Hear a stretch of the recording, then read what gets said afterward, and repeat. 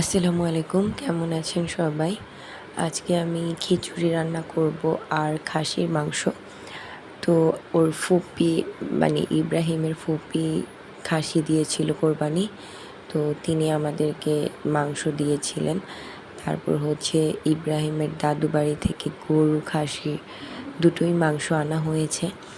তো আমি কয়েকদিন যাবৎ মাংস কম খাচ্ছি, কারণ গ্রামের বাড়িতে খুব মাংস খাওয়া হয়ে গিয়েছে। আর বাচ্চারা মাংস খেতেও পারে না। আর আমার তেমন গরু, খাসি মাংস তেমন পছন্দ না। তোর বাবার একা পছন্দ, তাই তেমন রান্না করা হয় না। তবে আজকে যেহেতু বৃষ্টি ভাব, তোর বাবা বলছিল যে খিচুড়ি কি রান্না করবে?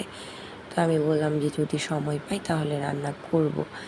তো আমি এখন এক চুলায় খিচুড়ি আর এক চুলায় মাংস বসিয়ে দিব। তো খিচুড়ি আর মাংসের জন্য আমি পেঁয়াজ কেটে নিয়েছি। তারপর আমি তো ফ্রাই প্যানে খিচুড়ি রান্না করব আর ওই কড়াইতে রান্না করব মাংস। মাংসটা আমি কষিয়ে রান্না করব, আলু দিব না। কারণ হচ্ছে খিচুড়ি শুকনো শুকনো, আবার আলু দিলে আরও শুকনো শুকনো লাগে আর কি। তো যাই হোক, আমি মানে তোর ফুপি দিয়েছিল মাংস, আমরা সেদিন গিয়েছিলাম। তো ওই ভিডিওটা আপনাদেরকে দেওয়া হয়নি, সেটা আমি ভিডিও এডিটিং করে দিয়ে দিব। তো পরে হচ্ছে যে যাওয়ার পর তো অনেক গল্প করলাম, অনেক মজা করলাম। তারপর হচ্ছে এই তো আমি হলুদ, ধনিয়া, জিরা আর মরিচ এগুলো দিই আর বাটা মশলা দিয়ে রান্না করব। আর পেঁয়াজ লাল হয়ে গিয়েছে, তারপর আমি মুগ ডালটা ভেজে ধুয়ে নিয়েছি। তারপর আমি এখন একটু আর একটু ভেজে নিব।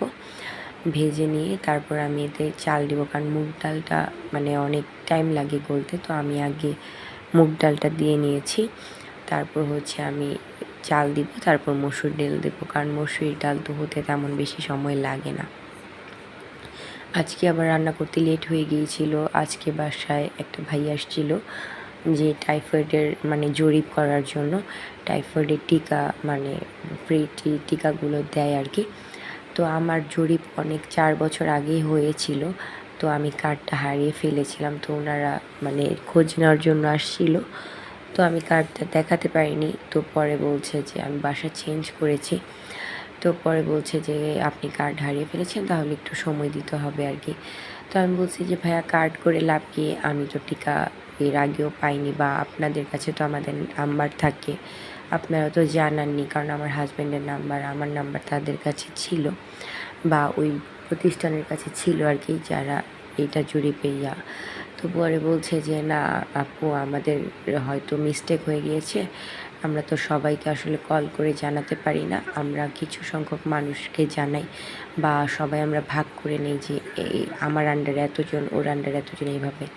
তো হয়তো কারো মিস্টেক হয়ে গিয়েছে, বা আপনার নাম্বার হয়তো অফ পেয়েছে, এরকম কিছু তো হতেই পারে। তো আমি পরে বললাম যে হ্যাঁ ভাই, আমার বললো যে 2021 সালে আর কি টিকা দেওয়া হয়েছিল বিনামূল্যে।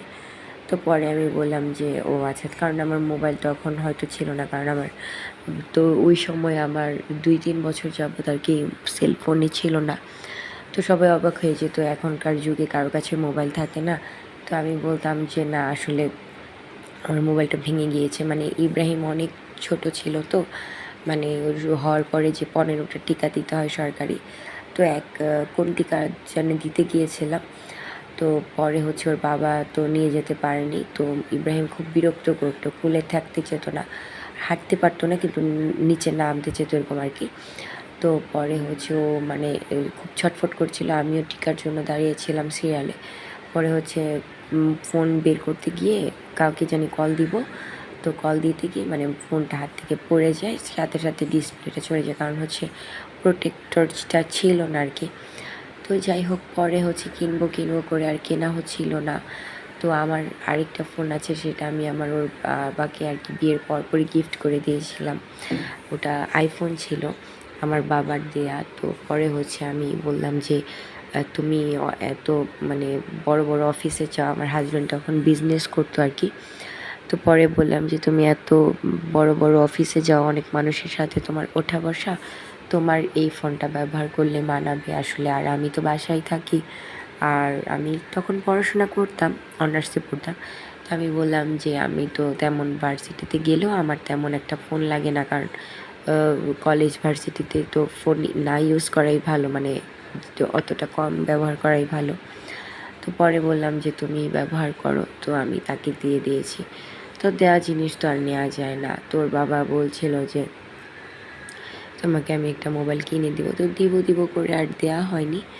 তো পরে হচ্ছে আমার বাবার দিয়েছিলেন আবার, মানে আমার বাবা কিছু টাকা দিয়েছিলেন, সেই টাকা দিয়ে আমার পরবর্তীতে মানে আবার একটা মোবাইল কেনা হয়ে গিয়েছিল। তো দেওয়া হয়েছিল বলতে কি, মানে আমার বাবা আমার পড়াশোনার জন্য কিছু টাকা আর কি দিয়েছিল আমাকে। তো সে মারা গিয়েছে, তারপরে কিন্তু আমার বিয়ে হয়েছে। হ্যাঁ, তো আমার বাবা 2018-তে মারা গিয়েছে, তো আমি কিন্তু 2021 সালের কথা বলছি বা কিছু। তো যাই হোক, পরে মানুষ থাকে না, তো টাকাও থাকে না, জিনিস থাকে আর কি। তো যাই হোক, পরে বাবা পড়ালেখার জন্য তো আসলে টাকা লাগে। আর বিয়ের পর হাজব্যান্ড, তো অনেক হাজব্যান্ড পড়ালেখা করাতে চায় না, আবার অনেকে চায়, বা অনেকে খরচটা বহন করতে পারে না, চাইলেও পারে না, বা পারিবারিক কোনো থাকতেই পারে। তো যার কারণে ওই টাকা দিয়ে পরে মানে ফোন কিনেছি আর কি অনেক বছর পর।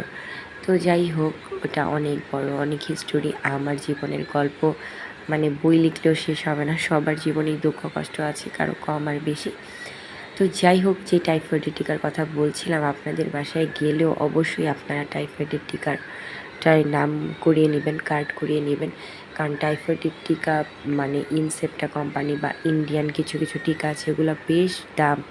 3000 টাকা আছে, 2800 টাকা আছে, বা এরকম আছে আর কি। তো সবার কিন্তু সামর্থ্য হয় না যে মানে এত টাকা দিয়ে আমরা কিন্তু অনেক কিছু করে ফেলি সংসারে, কিন্তু দেখা যায় যে প্রয়োজনীয় অনেক কিছু আবার করাও হয় না, তাই না? তো এই জন্য সবাই করে নেবেন কার্ড। আজকে এই পর্যন্তই। আল্লাহ হাফেজ।